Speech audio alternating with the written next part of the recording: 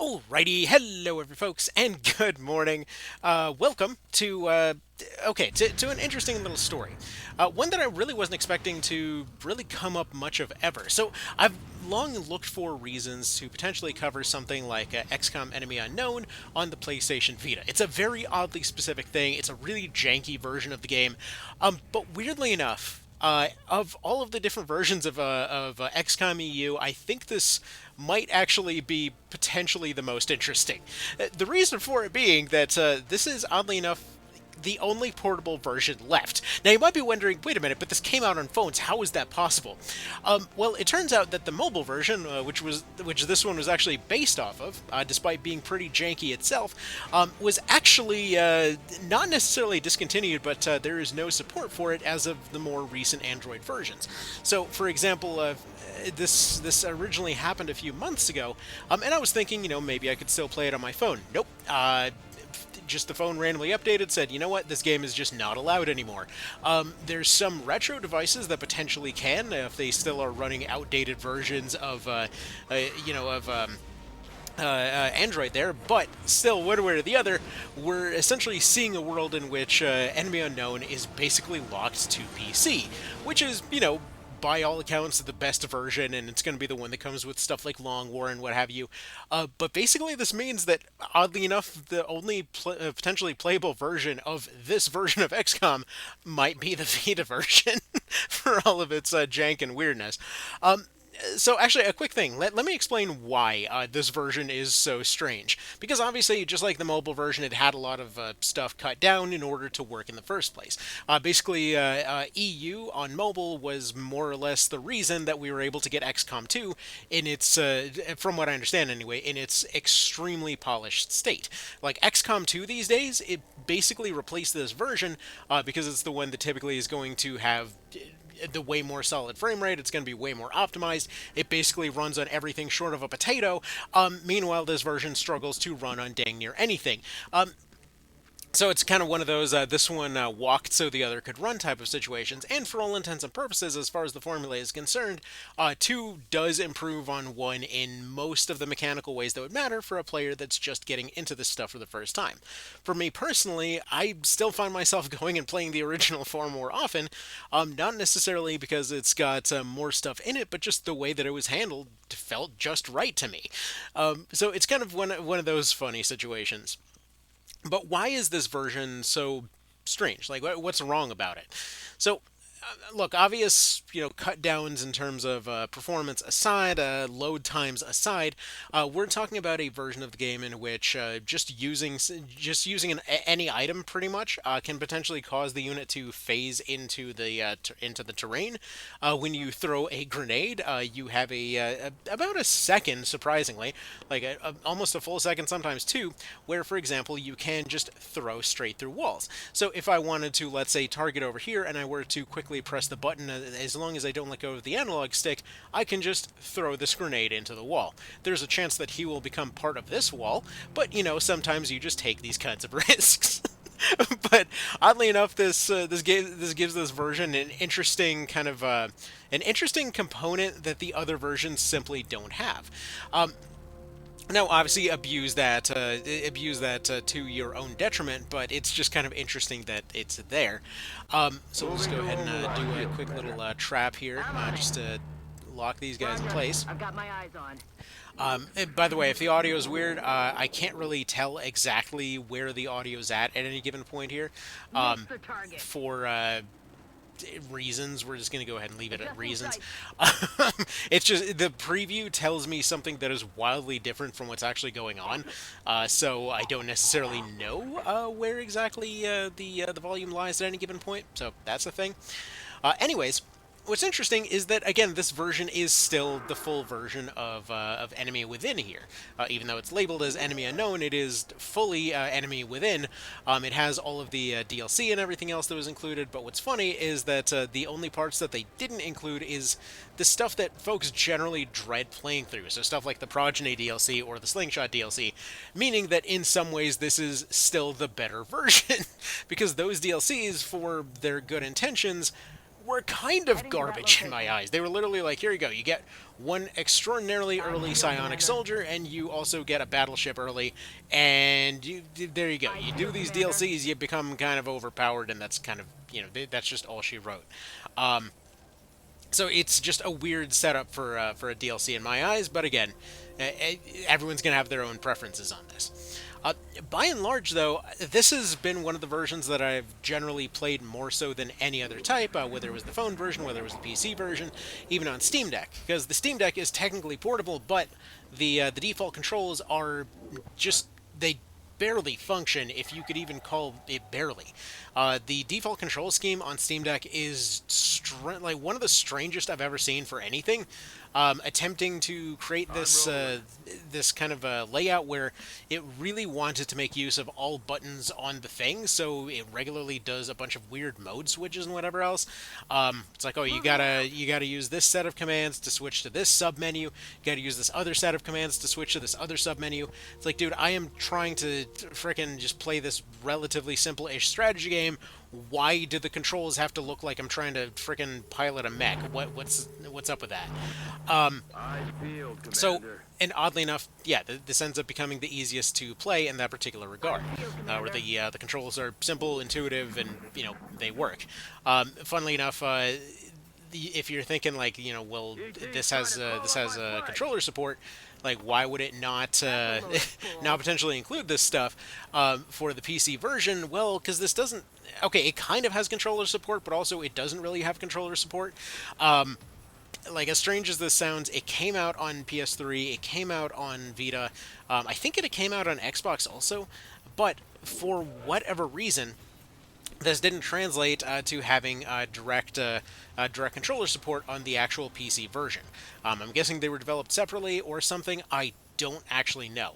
But for whatever friggin' reason, they the official PC version never got controller support. Even mods can't seem to implement it from what I've seen. No, I have no clue why that is. It just doesn't make any sense to me. But again, that's just kind of how it goes. It's meant to be a mouse and keyboard game, so fair enough. No one's going to go out of their way to set it up.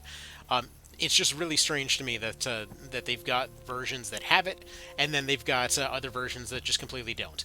And they almost had that once again for XCOM 2, where they almost didn't have controller support for that one, where they had the controller support built in, but unfortunately you have to go through this whole weird process of telling your computer that you're using a mouse and keyboard as well as a controller at the same time, and then telling it to switch over to controller mode in that process. If you just try to use a controller, it won't work. I don't get it. Like, I don't get it. Like, literally, one of their other games, Civilization, the friggin' Steam controller was designed around that game, and still, even in that case, they just refuse to kind of acknowledge the controller support exists for XCOM. It's weird. Anyway, so yeah, lots of ranting aside, ultimately this means that despite being a really janky and bizarre version, one in which you actually can only have one Iron Man save, one in which those Iron Man saves essentially take several seconds to save every time that you use a save, it created a version that bizarrely ends up having a legacy for that oddly specific reason. That just like something like the phone version of War of the Lions, where it's by far not the best version in most ways that matter, it's still the one that's seemingly going to be the one that ends up standing the test of time, at least, well, until the FFT remake comes out. Just due to its weird positioning there, that for as much as we like to put down things like mobile ports and whatnot as being inferior versions, I mean, if they're the version that's around, they're the version that's around. And as cut down as the Vita version is, just due to the way that the DLC was arguably improved compared to the official versions, where you could, for example, just have some of the DLC, like I Wanted, Enemy Within, and whatnot, but stuff like Slingshot and Progeny, I hated those ones. And sure enough, it just kind of seemingly cut them out for the purpose of saving space. Is it a bit of a bummer that it's got some weird glitches and weird jank, and like right there, I don't know why the 1 is overlaid twice? It's not going to bother to tell me. Sure, it's definitely got some strangeness, but, again, it still works, it still does the job. And actually, one thing that's a massive benefit over its other kind of contemporaries is the fact that it is able to be put into sleep mode and then turned back on without any loading times. That was actually something that even the phone version was struggling with, because you'd have to oftentimes go back through loading screens to reload the map because your phone dumped them from memory. As soon as you ended up going and putting your phone to sleep. So there are benefits to stuff like this. Probably shouldn't be as aggressive as I am towards this sectoid here, but that got lucky. That got nothing but lucky. So yeah, Heading out. these rookies are lucky to be alive right now. Aye, aye. Yeah. Moving. Okay, so I mentioned that whole one slot Iron Man thing. Roger. The reason I've that got that's my eyes relevant on. is because I've regularly switched up PlayStation Vitas. I've switched between different versions. I've just switched between, I'll fix one up. Oftentimes, I will end up running into financial issues and going and selling the thing before immediately going and finding another one for cheap, fixing that one up. And so I end up replaying this game from scratch a lot. And so there's a lot of those cases. Holy crap, this guy's lucky on his RNG rolls. There's a lot of those cases where, let's say I'll be restarting this thing from scratch again, and let's say I'll want those extra long war features, or rather, uh, should I say, second wave features that ended up coming out whenever going and playing the game a second time, right? The thing is, though. I always had this thing in my head, I don't know where it came from, that completing the game on Iron Man unlocks some of those features. Now, it doesn't. On my way. Completing it on Impossible does. Now, this game does have multiple save slots. So, for example, if I were to go and save the game right now, when I actually can, so if I were to go and save the game right now, it does have its normal save slots and whatnot, right? But if I were to go use the Iron Man mode, it only has the one save slot, and you can't really select it. It's just kind of, I guess, held in RAM or something. I don't know. It's weird. But what ends up coming out of the whole thing is that if you end up starting a new Iron Man save, it deletes your old one. And there have been a solid 4 or 5 times now I've completed an Iron Man Impossible, gone to go do those second wave options, only to then finally remember yet again that I've just deleted all of those new game plus options for that. If that Iron Man run fails, it kind of just adds some very extra stakes to that particular playthrough. There now. So yeah, there's that. So you can just get around this pretty easily by not doing that. Like if, for example, you were to just use a regular save, like what I'm doing right now, to set it up yet again. And this is a problem that basically no one has, but just so you know, if you are one of the, I don't know why you'd be part of this group that has this problem, that is technically a thing that exists. So yeah, is this the best version? Not by a long shot. And I should also probably point out, this is with it not overclocked. If you do overclock your Vita, this actually does run pretty close to the PS3 version. But due to needing the extra space and whatever else to do that kind of thing, when it comes to the to video recording, I can't do that if it's overclocked. So yeah, that has to be disabled. So this is how it runs normally, without any additional bells and whistles and whatnot. So either way, it's if you're familiar with the game, it's just like the situation with War of the Lions on mobile, where it won't be the version that like wins you over to the game, but if you already like it, it's going to probably be the most convenient version to play. If you're willing to put up with the jank, like if you already like the thing enough to to put up with its nonsense, then this is probably going to be one of those ones that you would end up enjoying. But for anybody else, like it's kind of hard to recommend in that particular case. And one thing that is funny too is that I mentioned that controller support earlier. I would argue that this actually has the better control scheme between XCOM 1 and 2. Simply put, because instead of reload being on square, it is on select. And I can't even tell you how many times I've been playing XCOM 2 on, any other version. Like, it comes on sale for so cheap that I have it on everything. I've got it on phone, I've got it on PS4, I've got it on PC, Steam Deck in this case, got it on Switch, and still we're in this funny position here where yeah, this control scheme ends up being quite a decent bit more comfortable due to not having those accidental reloads all the time. Because in an especially cruel twist of things, square, which again is reload in XCOM 2, is effectively your action button in this one. So like, you move, you hit square to select your action bar, and then you use your D-pad to go select between those. And then your left analog stick is one version of your camera, where it's selecting your cursor, and then your right analog stick is your free camera. So it's awkward to have that transition between the two for sure, but it almost felt like somebody had something out for this version of the game. Like they were the one that was supposed to be doing all the bug testing and everything, and then they had all these weird bugs get through in this one. Sort of like, you know what? For anyone that's played it, you're forever cursed to remember the wrong buttons.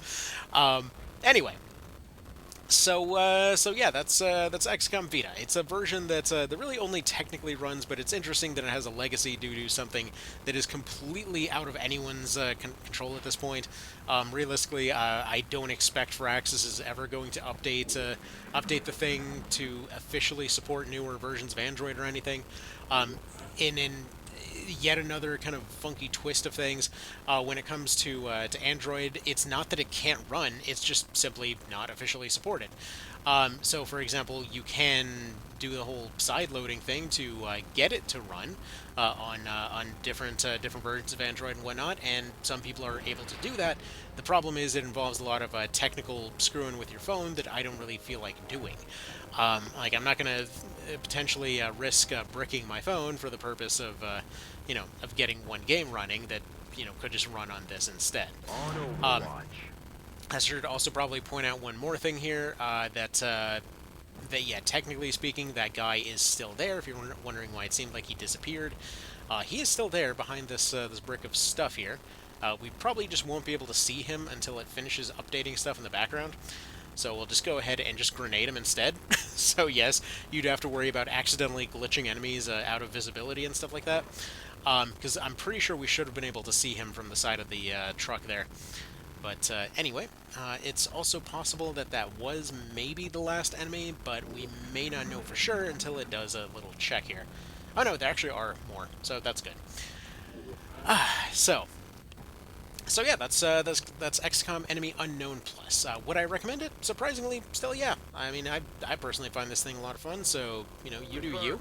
Everybody's got their different preferences and whatnot. Like to my mind, it's still a fantastic game. I think it really holds up even compared to to stuff like XCOM 2. It doesn't have as many frills, but I do appreciate the randomized skill mode a lot more in this one. So basically you're able to select randomized skill training for your people. It will retain some things that are class specific, but it will randomize a lot of options for you. And I just personally really like the aesthetic of this one. Like, as crazy as XCOM 2 was, and as very well polished as XCOM 2 is, it's fantastic, but I prefer this other one, as the name goes. It's brilliant, but I won this one. So yeah. Give it a shot at some point. It's only on the PS Vita. If you're thinking like, oh, I'm gonna go emulate it on a phone, it apparently runs like ass. I wasn't even able to get it running, so give it a shot. And have yourselves a good one and whatnot. All right, take care. See you in the next one.